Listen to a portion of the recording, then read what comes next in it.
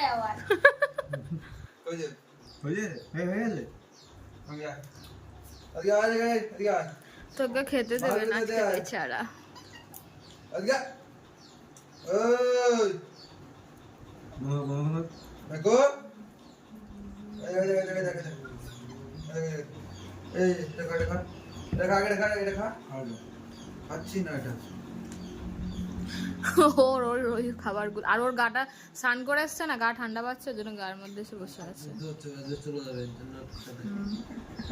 যেতে বার করছি দাদা